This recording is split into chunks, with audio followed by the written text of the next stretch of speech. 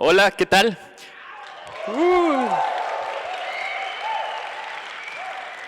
Bueno, ya lo dijeron, mi nombre es César Terrazas. Se me olvidó el clicker. Mi nombre es... Bueno, pues es que me estaban aclamando, tenía que venir rápido, ¿no? Mi nombre es César Terrazas, soy desarrollador de software. Tengo casi cerca de 8 años de experiencia profesional. Soy parte del equipo Nearsoft, ya voy para 5 años de ser parte del equipo Nearsoft. Y el título de mi plática es Un punto de vista. Mi objetivo es compartir parte de mi experiencia, aprendizajes, recomendaciones, lo que yo considero debe tener un buen desarrollador de software. NearsoftCon y otro tipo de estas conferencias, uno de sus valores es que podemos aprender de la experiencia de los demás, pero también es necesario compartir nuestra experiencia. Entonces, esa fue una de las razones, motivos por los que me animé a platicar de mi experiencia. ¿Funciona el clicker? No funciona el clicker. Ahí está, gracias. No está de más decir que es mi opinión propia. No necesariamente representa a la del equipo Nearsoft. Siguiente, por favor. Ok. Otra cosa, se vale estar en desacuerdo. Pueden decir, no estoy de acuerdo con lo que está diciendo César. Se vale. De hecho, los invito a que comparen su opinión con la mía, ¿no? Igual, a lo mejor el César del futuro dirá, ¿qué dijiste, César? O sea, esa opinión no está con la... Puede que no esté con la de César del futuro, ¿no? O algunas cosas puede que no las pensaba hace algunos años, ¿no? Pero se vale estar en desacuerdo. Siguiente, por favor. Bueno, voy a empezar a platicar sobre el concepto del desarrollo de software. Hay muchas comparaciones con otras industrias, ¿no? La más común es comparar el desarrollo de software con la construcción, con la industria de construcción. De hecho, hay un rol, ¿no?, al arquitecto de software, que viene por la industria de la construcción. Asimismo, por ejemplo, hay muchos diseños, hay muchos planos y en base a ello se hace una construcción. Algo similar con el desarrollo de software.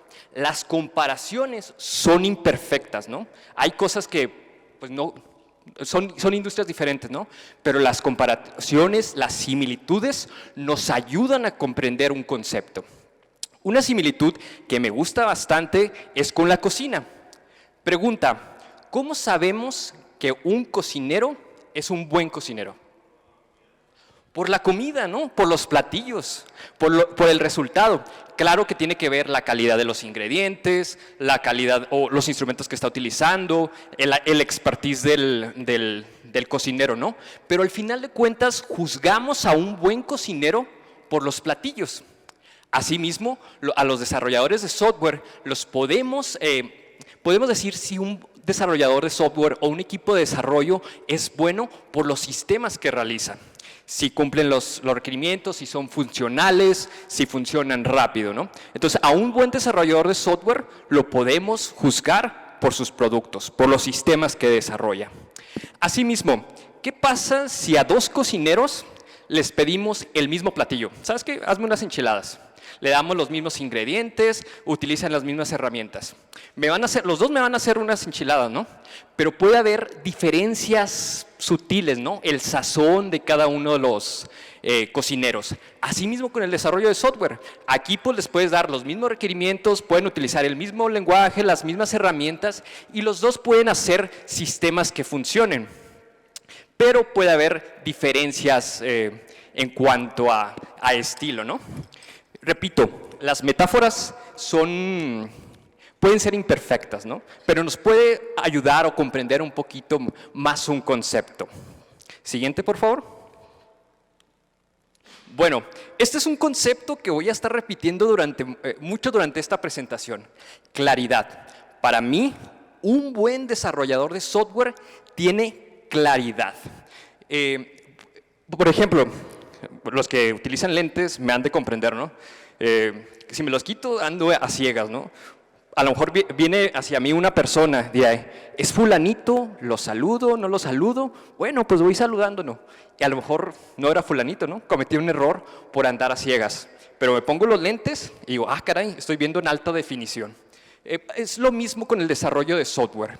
Nuestra chamba es buscar tener la mayor claridad posible. Muchas veces hacer un sistema es la cosa fácil, pero tener claridad sobre qué construir, por qué construirlo, cómo y cuándo es lo que puede ser nuestra verdadera chamba. Entonces, este es un concepto que voy a repetir mucho, claridad. Para mí, un buen desarrollador de software tiene claridad. Siguiente, por favor. Ahora, ¿cómo puedo obtener esa claridad? Muchos sugieren que cuando hacemos una actividad nos preguntemos por qué. Sabemos qué vamos a hacer, cómo lo vamos a hacer, pero muchas veces olvidamos por qué lo vamos a hacer. Me ha tocado que trabajar en equipos, me dan los requerimientos me dice qué voy a hacer. Yo conozco las herramientas, sé cómo hacerlo, pero al plantearme ¿por qué lo tengo que hacer así? ¿Por qué no lo hacemos de este modo? ¿Por qué tiene que? ¿Por qué? Eso me puede dar un poquito más de claridad, entender los objetivos. Incluso puedo proporcionar una mejor sugerencia, ¿no? Entonces, nos permite, preguntarnos por qué nos permite replantar soluciones, ¿no? Incluso podemos tener mejoras respecto a costo-beneficio. Siguiente, por favor. Otro concepto clave es la simplicidad. Cuando iniciamos, bueno, a mí me pasaba mucho que cuando inicié en mi carrera me emocionaba, ¿no? Quería hacer soluciones que se vieran inteligentes, complejas. Ah, mira esta nueva tecnología, voy a utilizarla en mi proyecto. Que aunque no era necesario, pues por la emoción, por verme inteligente, no sé, hacía soluciones complejas. Pero en realidad, un buen desarrollador de software busca soluciones simples, elegantes. ¿Por qué? Porque son fáciles de mantener, es fácil que otras personas lo entiendan, y entonces a eso debemos de aspirar, a soluciones simples, fáciles de entender. Es muy común que nosotros busquemos esas cosas complejas, ¿no? Y a veces hacemos sobreingeniería, pero yo a lo que aspiro es hacer soluciones simples, ¿no? Siguiente, por favor. Muy bien, pues la mayor parte del software que desarrollamos del sistema los hacemos con equipos. Tenemos que trabajar con gente, tenemos que ponernos de acuerdo, ¿no? Y pues dirán, la comunicación es algo obvio, ¿no?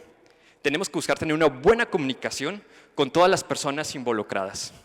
Pero, como toda habilidad, la comunicación requiere práctica. Necesitamos buscar practicar la comunicación, ser más eficientes. Es una habilidad que se mejora con la práctica. Repito otra vez el concepto, claridad. Para comunicar debemos tener claro qué es lo que queremos transmitir, conocer a las personas a las que va el mensaje, saber qué canal vamos a utilizar, tener claridad sobre el canal que vamos a utilizar. ¿Lo voy a enviar por WhatsApp? ¿Va a ser un correo electrónico? ¿Lo digo en persona? Algo que me ha funcionado mucho, que cuando tengo juntas o tenemos un acuerdo o decisiones a través de una forma oral, yo escribo los puntos importantes y los comparto con las personas con las que tomamos la decisión. De esa manera, si pasa tiempo y me dicen, oye, es que eso no dijimos en la junta, dijimos otra cosa. No, recuerda, aquí están los puntos que hablamos en la junta, ¿no? Y eso me ha sacado de varios apuros, ¿no? Es muy común ahora que los equipos de desarrollo sean remotos, ¿no? Una persona trabajando en México, otra persona trabajando en Estados Unidos. Entonces, sí hay que buscar cómo mantener esa comunicación, estar presentes. Y sobre todo, evitar malas interpretaciones. Uno de mis primeros proyectos profesionales era una bolsa de trabajo. Y enviamos un mensaje a las personas que habían aplicado. Queríamos saber si habían sido contratados. Entonces, en el correo, en el mensaje que les enviamos, le pusimos, oye, si eres contratado, por favor avísanos. Utilizamos el sí. Si eres contratado, por favor avísanos. Pero ese sí no llevaba acento. Lo que queríamos decir era, en caso de que hayas sido contratado, nos gustaría que nos dijeras. Si fuiste contratado, dínoslo. Pero muchas personas interpretaron ese sí como de afirmación. Sí fuiste contratado. Entonces, eso fue una mala interpretación. Tenemos que buscar evitar tener esas frases ambiguas, ¿no? Y, por ejemplo, hay muchas veces que digo, ¿debo de comunicar esto o no? Yo digo que ante la duda vale más sobrecomunicar que no comunicar. Ya después me podrán decir, oye, no es necesario que me digas eso, ¿no? Pero lo mejor, ante la duda mejor hay que sobrecomunicar. Siguiente, por favor. Bueno, también no se trata nada más de liberar el mensaje. Creo que es indispensable asegurarnos que el mensaje fue recibido y además que haya sido interpretado como nosotros queríamos. Siguiente, por favor. Bueno, algo que he estado practicando es escuchar.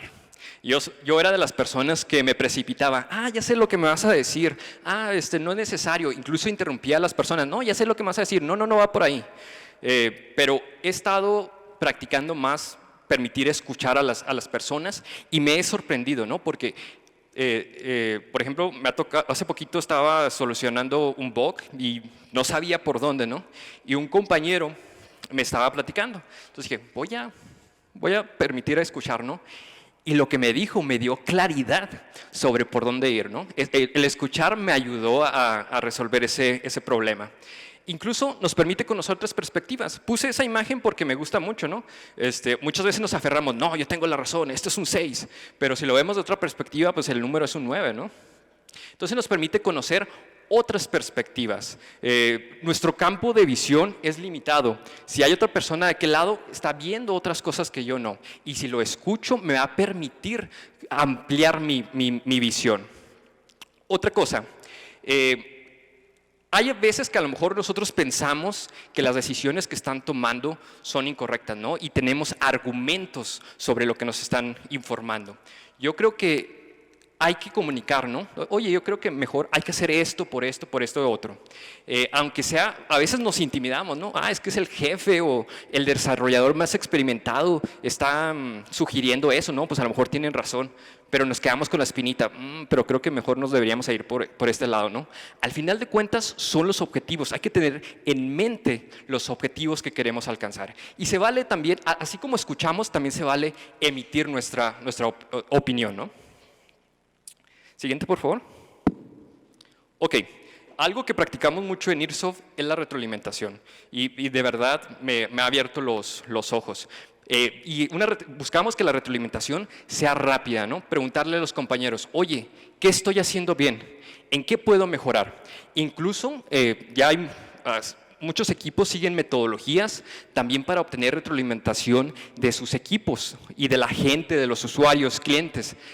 Y entre la retroalimentación, entre más rápido sea, mejor, porque puedes empezar a construir un software que al final de cuentas, pues a lo mejor no va a servir o entendimos algo mal. Entonces, entre más rápido retroalimentación tenemos, pues mucho mejor. Debe ser una práctica recurrente, ¿no? También tenemos que dar retroalimentación a nuestros compañeros. Hay diferente tipo de personalidades. Hay personas que son más abiertas al feedback, a la retroalimentación. Hay personas que a lo mejor son un poco más cerradas. Entonces, sí es una habilidad. Tenemos que conocer la personalidad de nuestros compañeros y saber cómo darle retroalimentación. Y al final de cuentas, la retroalimentación, su objetivo es trabajar mejor para alcanzar cierta función, ¿no? Entonces, sí al momento de dar retroalimentación tenemos que tener en mente que el objetivo es mejorar, que el equipo mejore. Entonces hay que hacerlo con tacto y transmitir eso, ¿no? O sea, no es algo personal.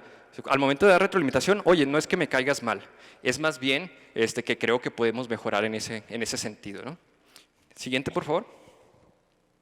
Ahora, hay veces que nos da pena reconocer que no sabemos algo. Creo que debemos de quitarnos ese estigma, ¿no? Si nos hacen una pregunta, decir la verdad, oye, no sé, pero no quedarnos ahí, tener una actitud proactiva. Oye, no sé, pero déjame buscarlo, déjame trabajar en ello, déjame buscar la persona que me pueda ayudar o que tenga la respuesta, o déjame investigarlo por mí mismo, ¿no? Entonces, se vale reconocer que no sabemos, pero también tenemos que tener una actitud proactiva. Algo que se me olvidó mencionar en comunicación es que a veces es necesario repetir el mensaje. Entonces, a lo mejor si yo repito las frases es porque las considero importantes, ¿no? Entonces, un mensaje a lo mejor se libera una vez y se puede olvidar, ¿no? Pero si lo estamos repitiendo constantemente, puede decir, es algo importante, ¿no? Siguiente, por favor. Ahora, imagínense estar en un equipo donde hay una persona que es muy cerrada, egocéntrica, que cuando te acercas está malhumorado, tiene una mala actitud. La verdad, a mí no me gusta trabajar con ese tipo de personas. Yo considero que un buen desarrollador de software es amable. Esa es mi opinión, ¿no? A la mayoría de nosotros nos gusta trabajar con personas con buena actitud, que incluso al ver que las personas son abiertas, te puedes acercar con más confianza, ¿no? Que están dispuestos a ayudar, te inspiran confianza. Entonces, creo que a eso debemos de aspirar, ¿no? Un buen desarrollador de software es una persona amable. Siguiente. Ahora, hay muchos equipos que buscan ser diversos, personas con diferentes tipos de experiencia.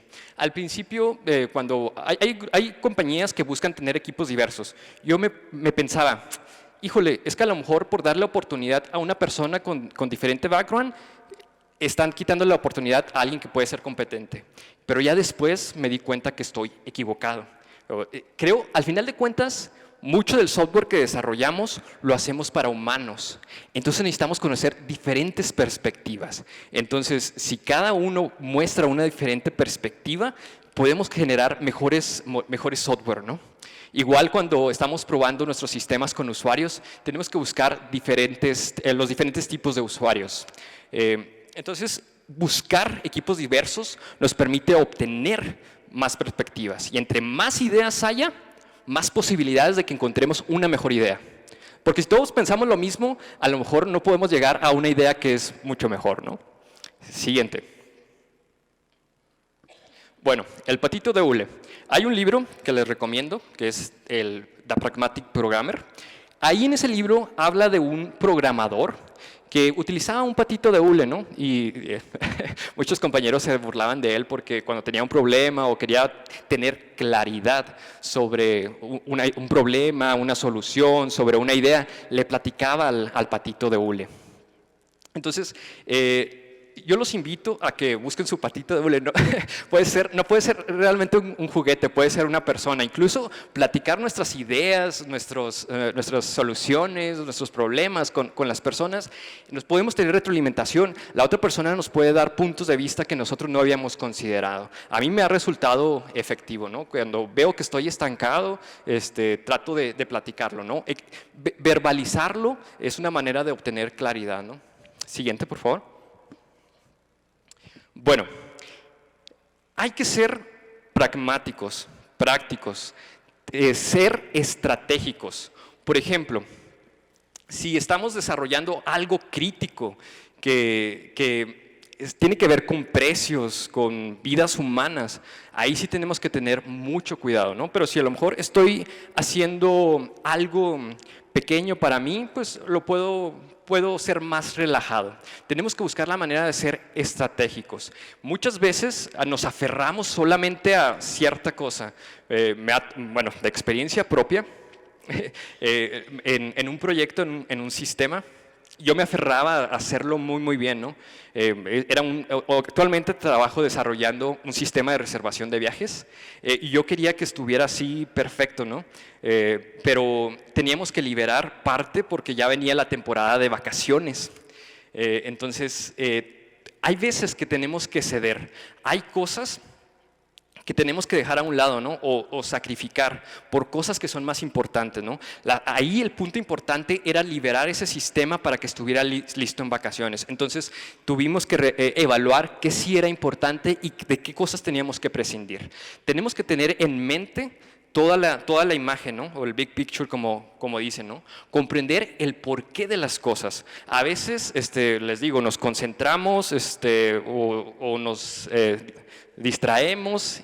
Entonces sí tenemos que buscar ser estratégicos, ¿no? Hay veces que tenemos que ceder, que sacrificar, ¿no? Por cosas que valen la pena, ¿no? Siguiente.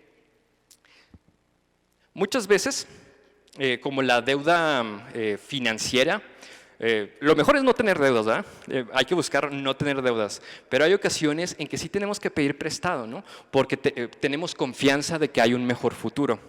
Muchas veces hay un concepto en desarrollo de software que es la deuda técnica, que es algo similar a la deuda financiera, ¿no? Hay veces que tenemos que sacrificar un poquito la calidad y ya después tenemos que pagarla, ¿no? O sea, no significa que lo vamos a dejar a un lado, ¿no? Porque si lo dejamos a un lado, esa deuda puede crecer y nos puede causar impuestos, intereses. Entonces, los intereses nos pueden llevar a la bancarrota, ¿no? Entonces, no hay que tener deuda, pero a veces es necesario tener deuda, pero tenemos que mantenerla baja, ¿no? Siguiente. Muy bien. Una palabra clave, confianza. No hay como que al desarrollar, entregar un sistema, tener confianza de que funciona de la mejor manera. ¿Y cómo puedo obtener confianza?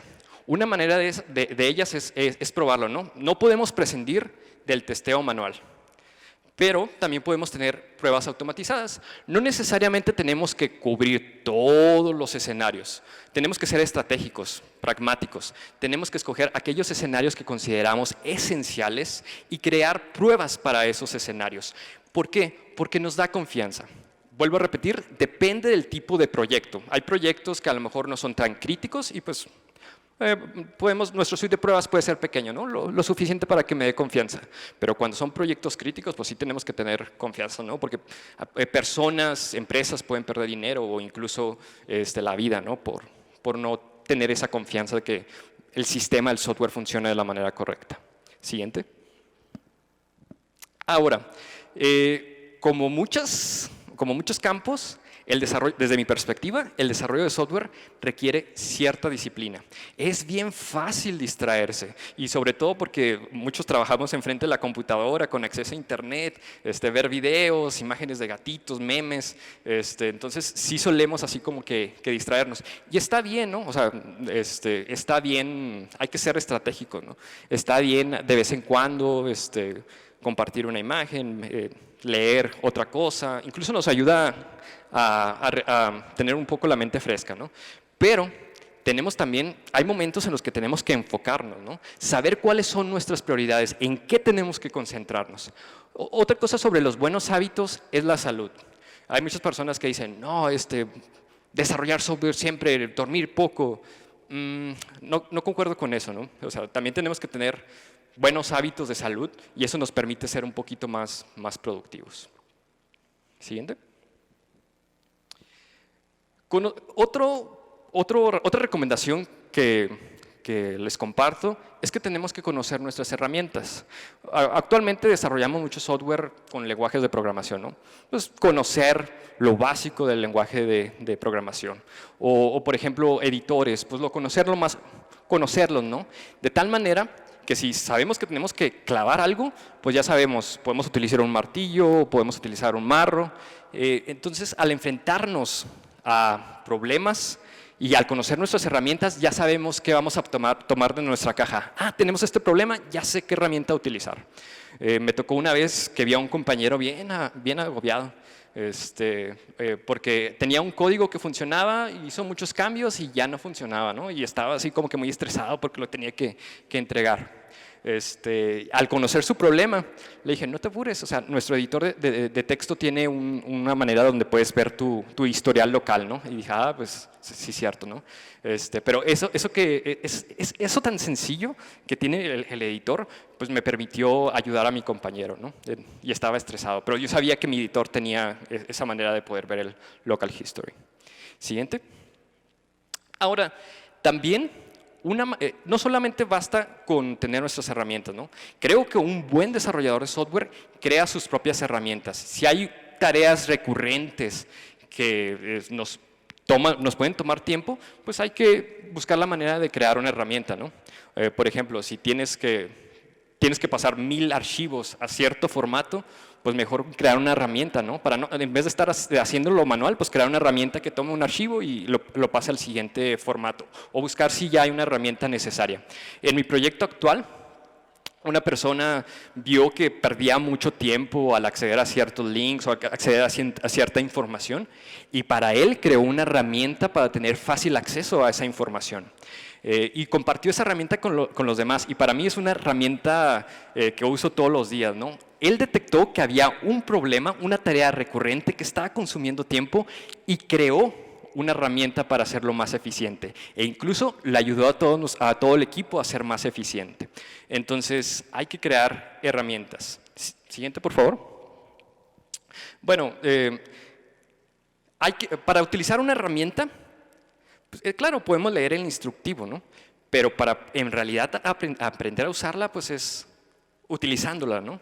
Si no, hay algo que nos interesa aprender, lo mejor es poner manos a la obra, ¿no? Para aprender a utilizar una herramienta, no solamente basta con leer el instructivo, hay que emplear la herramienta en sí. Siguiente, por favor. Bueno, este es un tema un poco polémico, ¿no? Tenemos mucho miedo a equivocarnos, ¿no? Y hay de errores a errores, ¿no? Hay errores críticos que, pues sí, debemos evitar a toda costa, pero hay errores que sí nos deberíamos de permitirnos. Incluso equivocarse, y entre más rápido te equivoques, más rápido aprendes. Es como en los videojuegos, ¿no? Estás pasando un nivel y te equivocas, al volver a pasar ese nivel ya sabes qué no hacer, ¿no? Aprendiste algo. Entonces, equivocarse es una forma de aprender. Siguiente. Antes de correr, tenemos que empezar a aprender a caminar. Muchas veces nos entusiasmamos por temas complejos, ¿no? Pero hay que ser maestros en los fundamentos. Por ejemplo, los que son programadores, pues, manejamos siempre datos, ¿no? Entonces si manejamos siempre datos, pues hay que buscar tener fundamentos de estructura de datos, ¿no? Es un fundamento. Incluso conociendo las cosas, cómo funcionan las cosas, nos permite llegar a soluciones mejores. Por ejemplo, yo no sabía que acá arriba hay paneles que nos sirven para que haya mejor audio.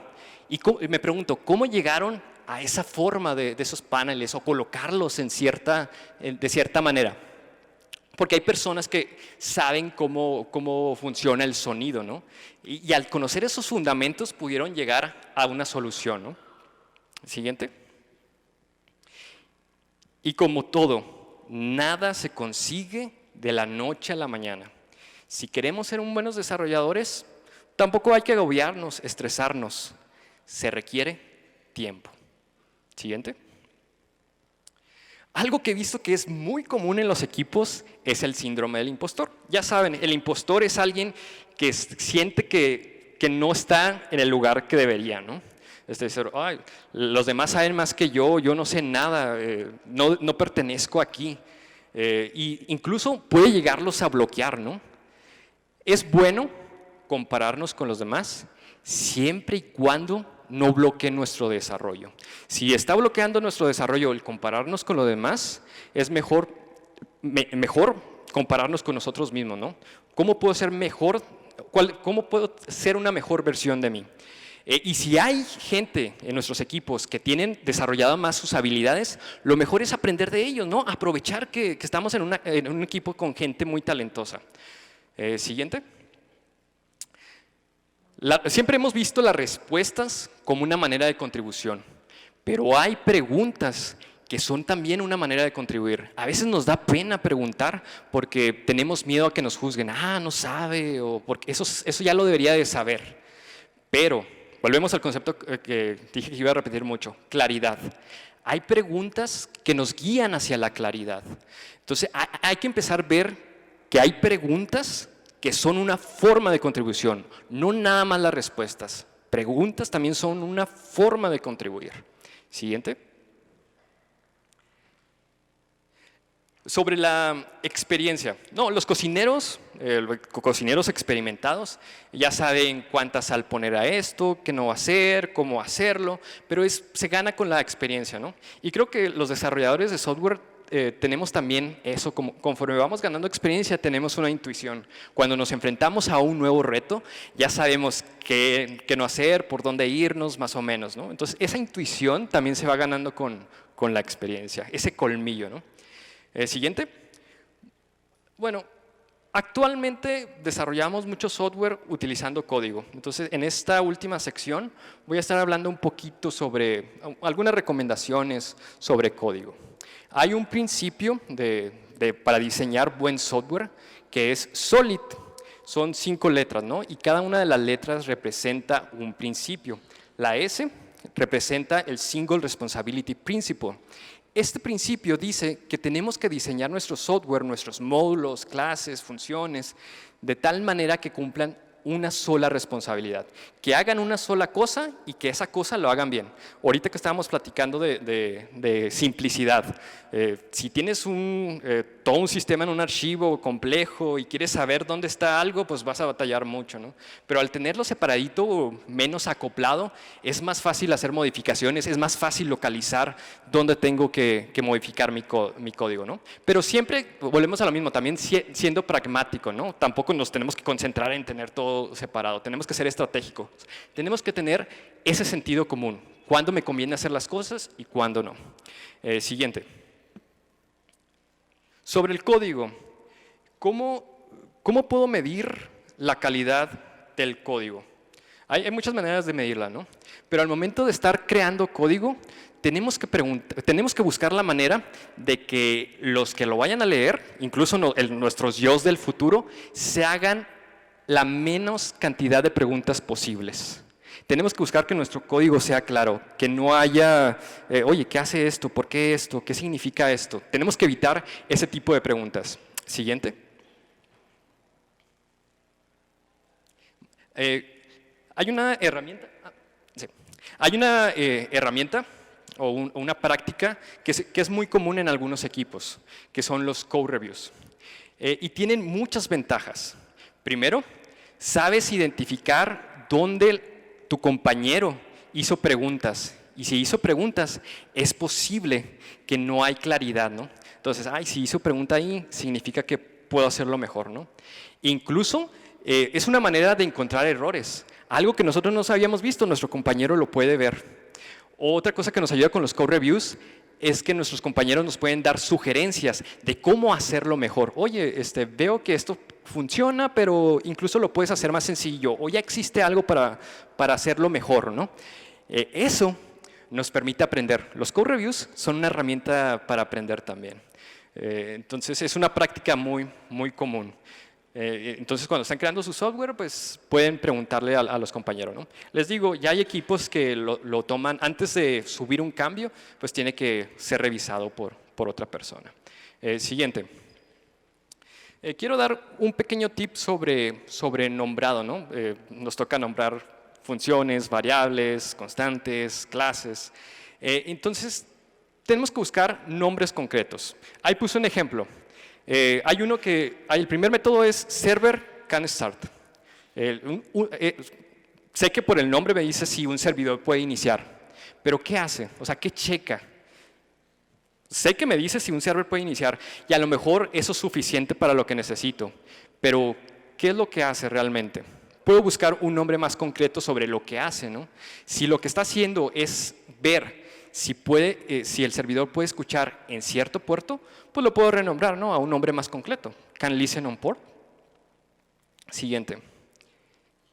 Tengo esta caricatura donde especifica información importante, ¿no? Es una persona que vi, una caja que dice animal, y la abre, pero en realidad es un animal muy peligroso, ¿no? Entonces, lo peligroso es una información importante, ¿no? Entonces, sí tenemos que especificar información importante. Siguiente. Sobre todo cuando estamos hablando de unidades. Hay un error muy famoso de la NASA, que hubo 2 equipos que estuvieron trabajando y un equipo utilizó el sistema métrico decimal y el otro el sistema inglés, ¿no? Entonces, el aparato que habían construido suponía que estaba leyendo las unidades estaban en cierto sistema, pero en realidad estaban utilizando otro, ¿no? Y eso causó un accidente. Entonces, si hay información importante, pues tenemos que especificarla, ¿no? Si es un animal peligroso, pues tenemos que decir que es peligroso. Aquí tengo algunos ejemplos. Por ejemplo, el start tiene un parámetro que es delay, pero ese delay, ¿en qué unidad está? Segundos, minutos. podemos renombrarlo para especificar esa información importante, ¿no? O, por ejemplo, create cache. Tengo una medida, pero ¿qué es? Kilobytes, megabytes, gigabytes. Entonces, en unidades, pues sí vale la pena especificar en qué están. Siguiente. Una pregunta es, ¿se referirá a esto? ¿Se referirá a lo otro? Imaginen que están desarrollando un sistema de comercio electrónico, ¿no? Alguien que agrega productos a un carrito, pero ese carrito tiene un límite. Tienes nada más hasta 10 carritos, puedes incluir hasta 10 carritos en 10 productos en ese carrito. ¿Cómo llamarían esa constante? Ese ejemplo puede ser mejorable, ¿no? Cart to big limit. Ah, caray. Pero ¿límite en qué? No estoy diciendo que son artículos. O sea, cart to big limit. ¿Cómo lo renombrarían? No escuché. Limit. ¿Otra sugerencia? Bueno, siguiente. Pues, por ejemplo, en el otro no decía que eran artículos. Ahora puedo decir que es max. Max y min son prefijos que podemos utilizar para marcar límites, ¿no? Max, pues aquí es de artículo, ¿no? Max, estoy diciendo que es inclusive y estoy diciendo que son artículos, ¿no? Ya me queda claro que es un límite máximo de artículos en carrito. Es una sugerencia, ¿no? A lo mejor podemos pensar en mejores nombres, ¿no? Siguiente. Creo que al final de cuentas se trata de estar orgullosos de nuestro trabajo. Que ahorita comenté muchos puntos, ¿no? Pero la finalidad o la recomendación o lo que yo aspiro y deberíamos aspirar es que al finalizar un trabajo nos sintamos orgullosos, ¿no? Como los pintores que dicen, esto lo pintó Picasso. Y así como que nosotros poder firmar, ¿no? Estoy orgulloso por mi trabajo. Entonces, estas recomendaciones o estos aprendizajes pues, buscan, ¿no? Sentirnos orgullosos por lo que desarrollamos. Siguiente. Preguntas, comentarios, ¿qué opinaron? ¿Están de acuerdo conmigo? ¿No están de acuerdo conmigo? ¿Qué opinan? ¿Alguna pregunta? Perfecto. Siguiente, por favor. Les recuerdo, mi nombre es César Terrazas. Ese es mi Twitter, por si quieren preguntarme o comentarme algo ahí. Igual por aquí voy a andar, voy a estar tomando a veces fotos, igual se pueden acercar a platicar conmigo. Muchísimas gracias por estar en este evento. Sé que muchos vienen en grupos de escuelas, sé que muchos también sacrificaron su sábado, ¿no? A veces aprovechamos el sábado para descansar, para hacer cosas que no pudimos hacer entre semana. Entonces, muchísimas gracias por estar escuchándonos.